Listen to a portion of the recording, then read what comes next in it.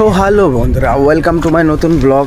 তো আজকে সানডে, আর সানডের দিনে আমাদের হাফ ডে কাজ হয়। তো আমি যাইনি আজকে। তো এখন আমি দোকানে যাচ্ছি, কারণ আমার পায়ে সমস্যা ছিল, তার জন্য কাজে যাইনি। এখন আমি দোকানে যাচ্ছি সাবান সোডা নেওয়ার জন্য, কাপড় চোপড় ধুতে লাগবে তার জন্য। তো চলো দেখতে থাকো, আগেকার সিন দেখাচ্ছি তোমাদের। দোকানে যাবো কিনা শুরু হয়ে গেল জল, বৃষ্টি পড়া চালু হয়ে গেল। Oh no!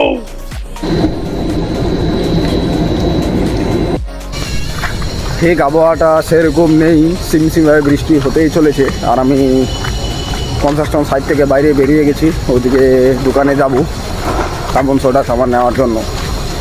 আর কাপড় চোপড় ধুয়ে দেওয়ার কথা, কিন্তু কীভাবে দেবো, রৌদ্র তো নেই, বৃষ্টি পড়েই যাচ্ছে খালি। কী যে হবে, চলো দোকানে যাই আগে। দোকানে বেশি দেরি করলাম না, কারণ সিমসিমভাবে বৃষ্টি করছে। আর সানডের দিন দোকানে প্রচণ্ড ভিড় হয়, তো আজকেও ভিড় লেগেছে, তাই বেশি দেরি করলাম না। আর সেখানে ক্যামেরাও বার করতে পারলাম না, ভিড় লেগেছে। আর সামান নিয়ে আমি চলে যাচ্ছি আমার সাইডে। আর বাইরে থাকার এটা একটাই জিনিস যে এখন আমি গেলাম মাত্র, দোকানে যাওয়া মাত্র আমার 50 টাকা খরচা হয়ে গেল। গেলাম আর আসলাম 50 টাকা। তো ভাবতে পারছো, যারা বাড়িতে আছে ভালোই আছে, যারা বাইরে থাকে তাদের একটু এরকমই হয় যে বেশিরভাগ পয়সা খরচা একটু বেশি হয়। কি তাই বলো তো? তো চলো এখন রুমে যাই, স্নান টান করি, খাবো দাবো, ঘুমাবো। আজকে সানডে তো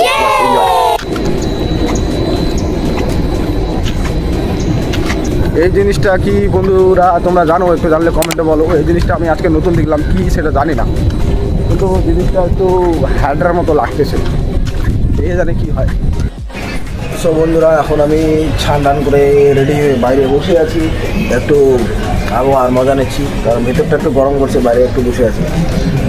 আর যে কারণে জুতা পরতে পারি না, সেটা হচ্ছে আমার পায়ের সমস্যা। তোমাদের দেখাচ্ছি,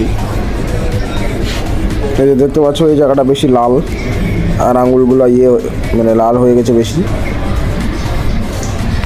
এর জন্য জুতা পরতে পারছি না ঠিক মতো, ওই জন্য ডিউটি যেতে পারছি না, ডিউটি মতো ঠিক মতো করতে পারছি না, সেই জন্য আর কি সমস্যা। এখন